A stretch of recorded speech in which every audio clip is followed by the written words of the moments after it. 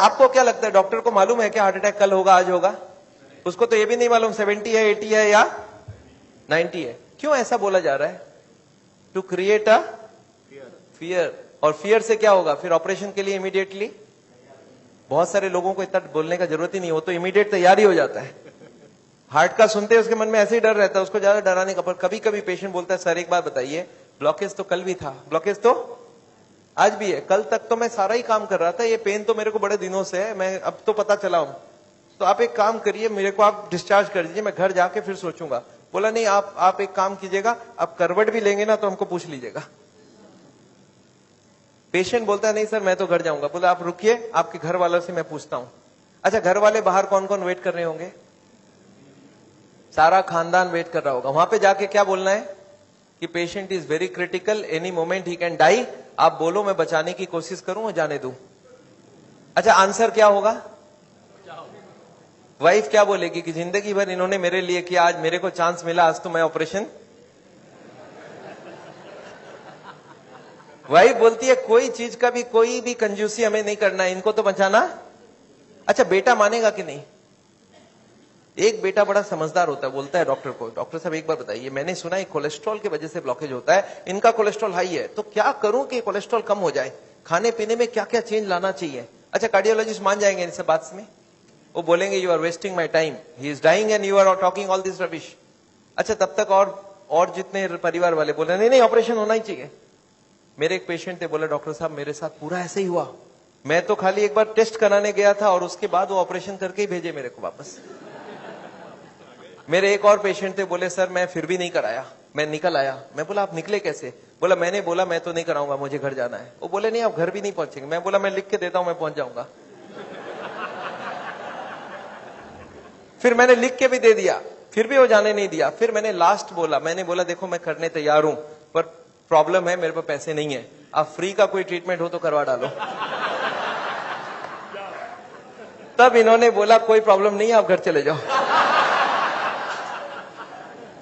फिर मैं जब घर जाने लगा तब फिर से बुलाया उन्होंने, बोला अब आप एक बार बताओ ये इतने पैसे आप कितने दिन में इकट्ठा कर सकते हो? तब मैंने बोला देखिए मुझे प्रॉपर्टी बेच के आना होगा, 2 महीना लगेगा। फिर मुझे 2 महीना उन्होंने टाइम दे दिया। बोला अब कोई प्रॉब्लम नहीं है, 2 महीने बाद ही ऑपरेशन होगा।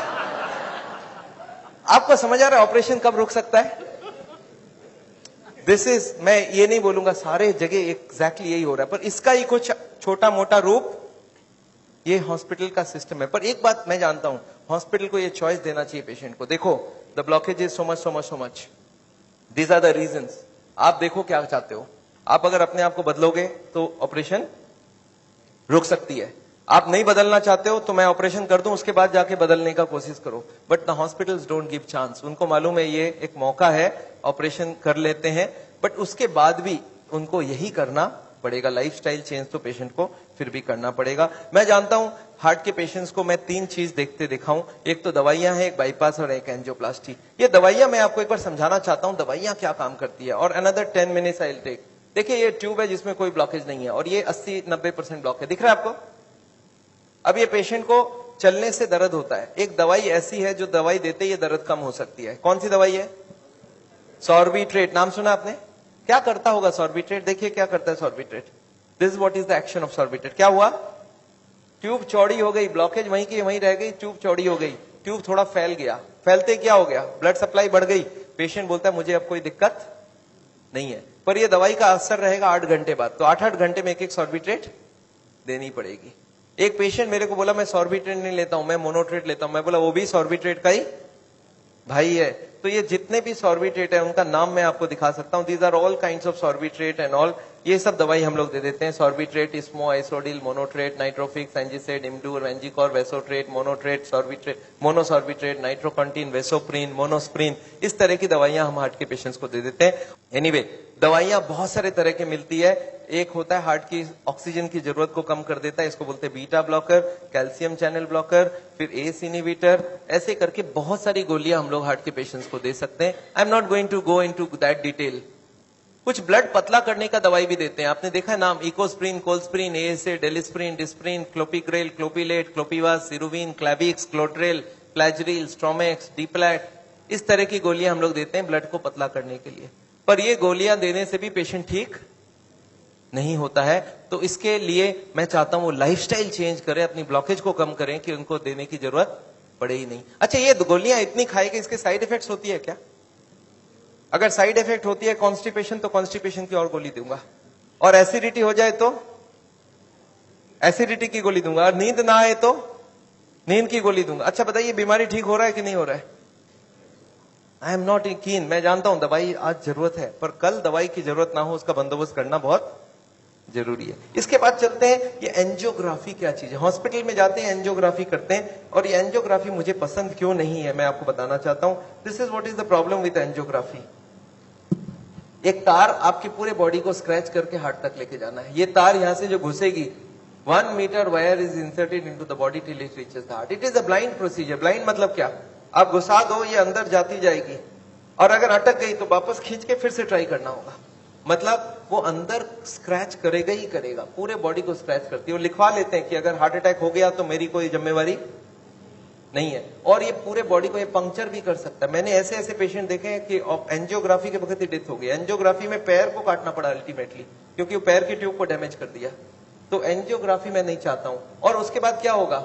इनएक्यूरेसी अबाउट द रिपोर्ट, और उसके बाद pressure from the cardiac doctors for the next operation. Patient को लगता मेरे को इमरजेंसी हो गया, बट इमरजेंसी प्रिसिपिटेट कराया जा सकता है। एनीवे, ये एंजियोप्लास्टी जो है, ये दो ऑपरेशन, दो चीज वो लोग करते हैं, एक एंजियोप्लास्टी, एक बाईपास सर्जरी। मैं एंजियोप्लास्टी 2 मिनट आपको समझाना चाहता हूं। What is this angioplasty? एक स्टेंट लगाते हैं, सुना आपने नाम? एक रिंग लगा देते हैं हार्ट में। What is this? Let me explain what is this. पिछले 20 साल में ये जो एंजियोप्लास्टी है, ये बार बार फेल किया और बार बार इसको सक्सेस बताया गया है। पहले आई थी बैलूनिंग, बैलून एंजियोप्लास्टी। उसके बाद बहुत सारे तरह के एंजियोप्लास्टी आई, ऑर्डिनरी स्टेंट आई, फिर गोल्ड स्टेंट आई, फिर रोटा ब्लेडर आया, रेडियो एक्टिव स्टेंट आई, लेजर एंजियोप्लास्टी आई, आजकल चल रहा है ड्रग कोटेड स्टेंट। पर ये सारे के सारे फेल हुए हैं। क्यों फेल हुए, एक बार समझाना चाहता हूं। देखिए, ये बैलूनिंग क्या चीज है? याद है आपको? एंजियोग्राफी के वक्त तार अंदर घुसाई थी, वो कहां तक गई थी? हार्ट तक, यहां तक तार आई थी। इस तार के ऊपर ये बैलून होता है। इस तार को थोड़ा सा धक्का मारते हैं। कभी कभी कार्डियोलॉजिस्ट तार को अंदर रख के बाहर आ जाते हैं, आके बोलते हैं देखो तार अंदर है, बोलो तभी खोल दूं। आप बोलते हैं चलो खोल दो, कितने लगेंगे? 2 लाख लगेंगे। 2 लाख दे दिया। अब ये तार को ये लोग धक्का देते हैं थोड़ा और, तो तार की जो बैलून है ये बीचों बीच आ जाती है ब्लॉकेज में। अब इस बैलून में पानी डालना होता है। ये बैलून ऐसा होता है, इसमें पानी डालते ही बैलून फूल जाती है। अच्छा, पानी कैसे डालेंगे? आपने होली में बैलून फुलाया एक सिरिंज से? सिरिंज में पानी ले लो, सिरिंज को दबा दो तो बैलून के अंदर पानी घुस जाए। तो बाहर से सिरिंज से पानी डालेंगे तो बैलून क्या होगा? फूल जाएगी। फूलते ही ब्लॉकेज कहां गई? साइड में दब जाएगा, ऊपर कंप्रेस्ड हो जाएगी, नीचे कंप्रेस्ड हो जाएगी। अच्छा, ये बैलून को जब पानी निकाल लेंगे तो क्या होगा? बैलून को वहां पे 2-4 सेकंड से ज्यादा नहीं रख सकते, क्योंकि हार्ट अटैक हो जाएगी, 100 हो जाएगी ब्लॉकेज। तो बैलून में पानी डाला और सिरिंज से वापस पानी खींच लिया। जैसे ही पानी खींचा, बैलून वापस चिपक गई, तार को पकड़ के बाहर निकाल लिया। Angioplasty is over. आपको समझ आ रहा है क्या करना पड़ा? ये तार यहां थी, इसी को थोड़ा आगे किया, बैलून डाल, पानी निकाल लिया और ब्लॉकेज वापस। अच्छा, ब्लॉकेज वापस आ जाएगी नहीं आ जाएगी इसके बाद? क्या लगता है आपको? This is elastic. इलास्टिक समझते हैं आप? ये लोहा या पत्थर नहीं, इलास्टिक है। और जैसे ही बैलून निकाल लिया, ब्लॉकेज वापस आने लग गई। थोड़े साल बाद यही कार्डियोलॉजिस्ट मान गए बैलूनिंग काम की नहीं है। पहले क्लेम किया था बैलूनिंग एक बार कराओगे जिंदगी भर चलेगी, फिर मान गए काम की नहीं है। फिर क्या हो गया? फिर वो बोले इसमें स्टेंट लगाना होगा। What is this stent? Look at this, this is the blockage. दिख रहा है आपको येलो कलर की? और इसके अंदर एक बैलून डाल दिया। आपको दिख रहा है ब्लैक कलर का बैलून? बैलून में पानी डाला तो ब्लॉकेज कहां चलेगी? साइड में आ गई। जब बैलून निकाल लेंगे तो ब्लॉकेज वापस आएगी। तो यहाँ पे एक स्प्रिंग लगा देते हैं। ये स्प्रिंग क्या काम करेगा? ब्लॉकेज को आने से रोक देगा। आपको समझ आ रहा है स्प्रिंग का मतलब क्या है? अगर स्प्रिंग डाला गया, इसका मतलब क्या है? कि ब्लॉकेज वापस आ रही थी। इसका मतलब पहले वाला जो क्लेम था वो गलत था, कि बैलूनिंग करा लो ठीक रहा। इसके बाद ये जो स्टेंट लगी, स्टेंट का एक मेजर प्रॉब्लम है कि इसके अंदर से ब्लड जाएगी, और फॉरेन बॉडी के अंदर ब्लॉकेज बहुत जल्दी होती है। ये देखा गया है स्टेंट में 6 महीना 1 साल में सारे ब्लॉक आ जाती वापस। और ये जब वापस आने लगी तब इन्होंने थोड़े दिन तक तो बोला नहीं आती है। थोड़े दिन बाद इन्होंने बोला कि नहीं, ये स्टेंट तो खराब होगी, क्योंकि ये ऑर्डिनरी स्टेंट है, इसमें एक मेडिकेटेड स्टेंट देना होगा। वो दवाई में डाल के स्प्रिंग को निकाल लेंगे, अब बहुत बढ़िया हो जाएगा। तो ड्रग की कोटिंग चल जाए। आपने देखा है चांदी के गहने में सोने की कोटिंग चढ़ाते हैं, तो वो स्प्रिंग के ऊपर कोटिंग चढ़ा देते हैं और वो कोटिंग चढ़ा के लगा दिया, पर इसके बाद भी ये फॉरेन बॉडी ही रही, इसमें वही का वही रिजल्ट आया है। अभी लेटेस्ट है कि 66% people with in 1 year will come back with a reblockage. इसके बाद है बाईपास सर्जरी। एक बहुत बड़ी सर्जरी होती है। देखिए बाईपास सर्जरी मैं इसलिए नहीं चाहता हूं, एक बहुत बड़ा सर्जरी है। एक पूरे चेस्ट को काटो और इसको काट के, इसको चाकू से नहीं कटेगा, इसमें आड़ी से कटेगी। आड़ी समझते हैं आप? आपने मार्बल फिटिंग के वक्त एक देखा, गोल चक्का लेके घूमते हैं, ऐसा एक लगा के ये पूरा खुलेगी। इसको अंदर से ऐसे जैक करके ऐसे खोलेगा, अंदर में हार्ट को रोक के उसमें ऑपरेशन होगी। और हार्ट को रोकेंगे तो एक मशीन से पूरे बॉडी को ब्लड जाएगा, इसको बोलते हैं हार्ट लंग मशीन। उसमें कुछ ब्लड डाल के उससे चलाना होगा। And during this time the operation has to take place, but this operation is very complicated. Luck अच्छा हो तब ठीक है, नहीं तो कुछ ना कुछ कॉम्प्लिकेशंस रहती है, बहुत सारे लोगों की जान भी जाती है। पर ऑपरेशन के बाद क्या होगा, ये देखिए ऑपरेशन के बाद क्या होगा। ये ट्यूब जो ब्लॉकेज है वो यहीं रह गई, उसके जगह नई ट्यूब लग गई। तो ये ब्लॉकेज के जगह नई ट्यूब लग गई तो क्या हो गया, बाईपास हो गया। पर ये नई ट्यूब में फिर कभी ब्लॉकेज आएगा कि नहीं, आपको क्या लगता है?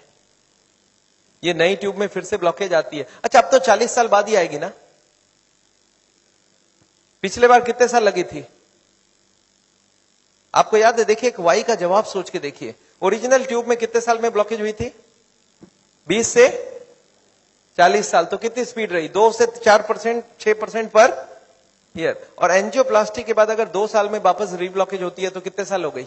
40% पर ईयर। और बाईपास के बाद अगर 5 साल में रीब्लॉकेज आती है तो 20% पर ईयर।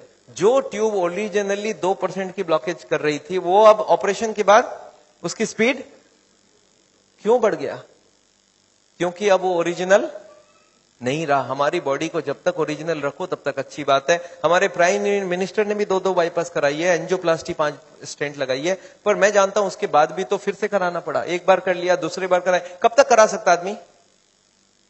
और मैं जानता हूं बॉडी में एक बार कॉम्प्लिकेशन कराना, उनके लिए तो चलो बहुत बड़ा टीम लगेगा। हर आदमी के लिए इतनी बड़ी टीम नहीं भी लग सकती है और इतना बड़ा ऑपरेशन नहीं भी कर सकते ठीक से।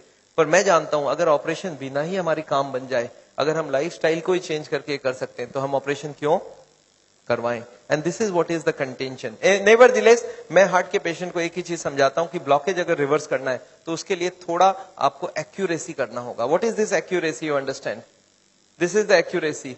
इस पिक्चर को आपने देखा है, इसमें एक्यूरेसी लिखा है। कितना एक्यूरेसी है इसका मतलब? मैं आपको समझाता हूं।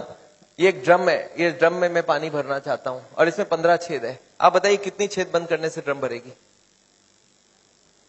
याद है 15 कारण है। अब इसमें से कितने को कंट्रोल करूं कि ड्रम भर जाए? सारे को करना होगा। अच्छा मैं हार्ट के पेशेंट्स को क्या देखता हूं, उनको कुछ मालूम भी नहीं है इसके बारे में। वो क्या बोलते हैं, मेरा कोलेस्ट्रॉल कंट्रोल है, ट्राइग्लिसराइड ज्यादा है, शुगर कंट्रोल है, बीपी ज्यादा है। मैं बोला ऐसे नहीं चलेगा, सारे होल बंद चाहिए मुझे। बोलते मैं थोड़ा थोड़ा करूं तो कैसा चलेगा? मैं बोला थोड़ा थोड़ा से काम नहीं चलेगा। बोलते मेरा बीपी कम किया हूं पर पूरा कम नहीं कर रहा हूं, 120 नहीं ला रहा हूं, 140 ही रखा हूं। मैं बोला नहीं चलेगा, मुझे सारे फैक्टर्स एक साथ कंट्रोल चाहिए। हाँ इसके लिए शुगर, बीपी, कोलेस्ट्रॉल, ट्राइग्लिसराइड आपसे कम नहीं हो रहा, मैं दवाई देके कम कर देता हूं। पर स्मोकिंग आपको पूरा ही बंद करना होगा, खाने में तेल आपको बंद करना होगा, एक्सरसाइज आपको करना पड़ेगा, ओवरवेट कम करना होगा, खाना पीना में फाइबर ज्यादा डालना होगा। अच्छा ये सब संभव है क्या लोगों के लिए? यस, क्या प्रॉब्लम है? ये तो सिंपल सी बात है। इसको क्यों नहीं कर सकते? क्यों नहीं सिगरेट बंद कर सकते? क्यों नहीं मीट बंद कर सकते? क्यों नहीं तेल घी छोड़ के आप अलग तरीके से खाना बना सकते हैं? तो all these if you do there is no problem. Nevertheless मैं जानता हूं, एक और छोटा सा चीज आपको बताना चाहता हूं। अभी एक और नई जो टेक्नोलॉजी आ गई है, आदमी को मैं सोचता था बिना काटे कुछ हो सके। ये हमारी कुकिंग की क्लास है, this is the cooking class. मैं हार्ट के पेशेंट्स को ट्रेनिंग देता हूं। This is my dietitian teaching cooking, zero oil cooking to the patients wives.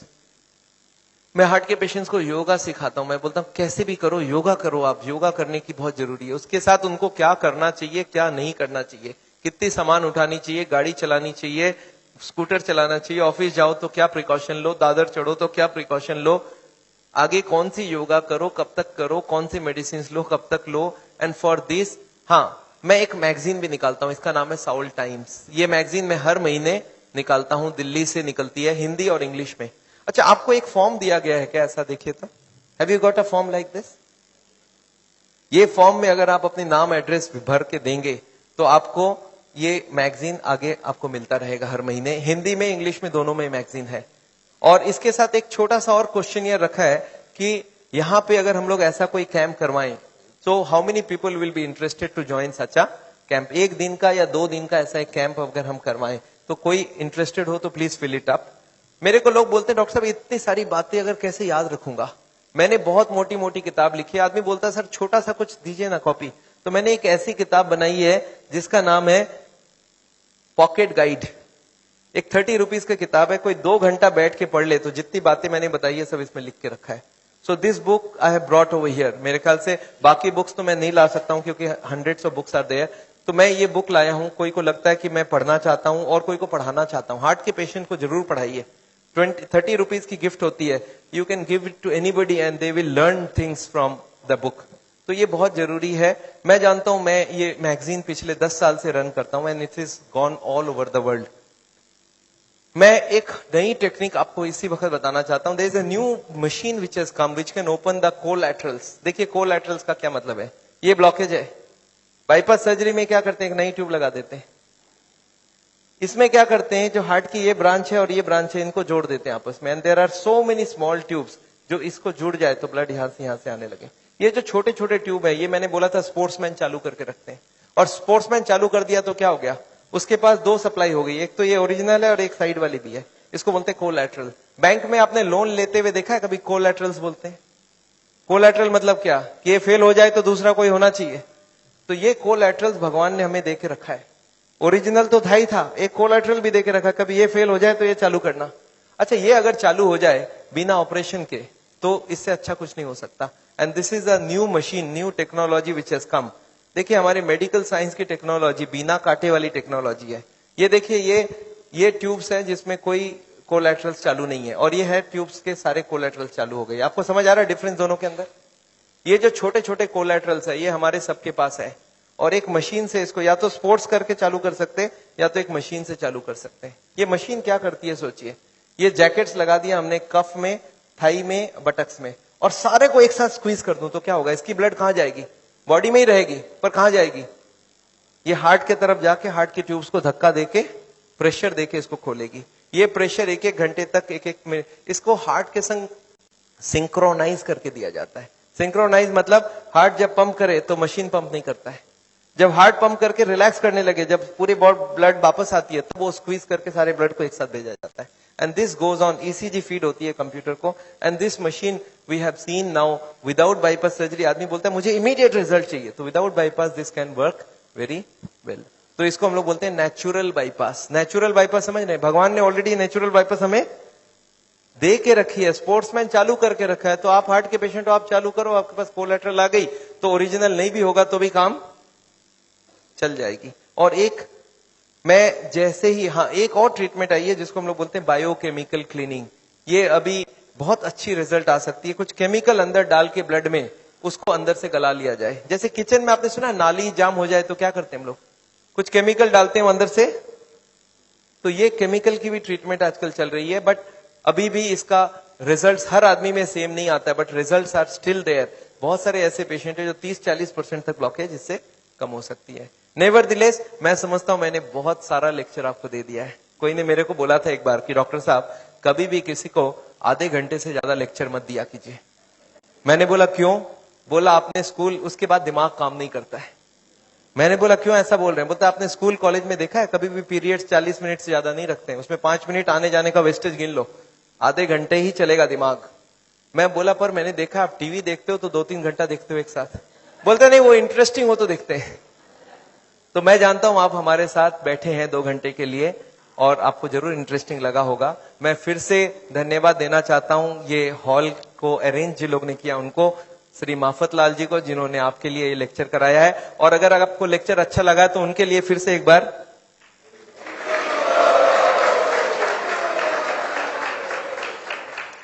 I just wanted to formally thank Dr. Chajjar for a wonderful, not only a wonderful talk, but highly personal and very interactive, and particularly the stamina and energy that is shown at the end of the day. Just came back from Hyderabad today, so I think we should give him a much more warm welcome.